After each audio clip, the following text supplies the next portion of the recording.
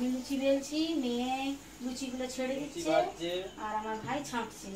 আমার মেয়ে লুচি ছাড়তে পারে, ছাড়লেই হাতে ছিটকে আছে, তার মামা শিখাচ্ছে, বলে পুরা হলে চলবে নি, কাট শিখ। আমি বলছি হাতে তেল ছিটকে যাবে, তার মামা বলছে না ছিটকাবে নি, ছাড়। তুল তুল, আস্তে করে দে, আস্তে করে দিবি, অত জোর সেই ছিটকাচ্ছে। বাবা মামা উৎসাহ দিচ্ছে, দেখ না।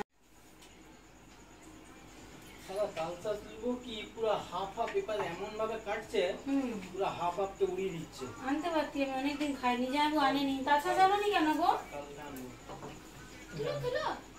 সব লুচিগুলো ফুলছে। মা যাও সামনে দেখো, দুজন মিলে কত ভালো কাজ করছে।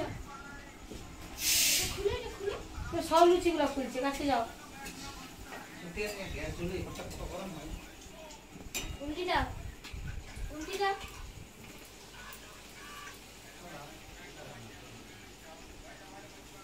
আস্তে দিবি, হাতে যেমন না তেল ছিটকায়। মামা সরে গেছে, এখন মেয়ে লুচিগুলো ছাঁকছে, আর কটা বাকি আছে। এই কুমড়োর তরকারি আর মিষ্টি। খুব খিদে পাচ্ছে। বাবু আস্তে ছাড়, বাবু আস্তে। বাবু রে, তেল ছিটকে যাবে বাবা। এই তো দেখ, মামা করলে ফুলছে, তুই করলে ফুলছে না। আরো তেল দিতে হবে, তেল শেষ হয়ে গেছে, আরো তেল দিতে হবে। চলুন, খিদে পাচ্ছে, আমরা খেয়ে নি। আর কটা আছে? তো আমার ভাই 2-3টা লুচি খেয়ে নিয়েছে, আর খাবে না, তার জন্য রুটি বানাচ্ছি।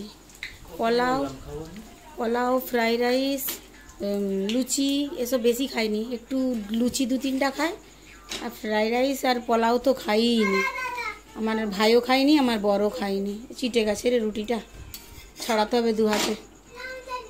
ওরা দুজনই খায়নি, পোলাও ফ্রাইড রাইস আর লুচিটা খায় আমার বর। আর কটা ভাজলে হয়ে যাবে। কড়াটাকে পুড়িয়ে একবারে শেষ খতম করে দিয়েছে। বিরাট গরম লাগছে, তাই ফ্যান ধরে বসে আছে। ওপরে রুমে খেতে যায়নি, নিশ্চয় এত গরম লুচি হচ্ছিল, ওই জন্য ফ্যানটা ধরে বসে রয়েছে। চলুন আমরা খাওয়া দাওয়া সেরে দেখা হচ্ছে তো অন্য ভিডিও।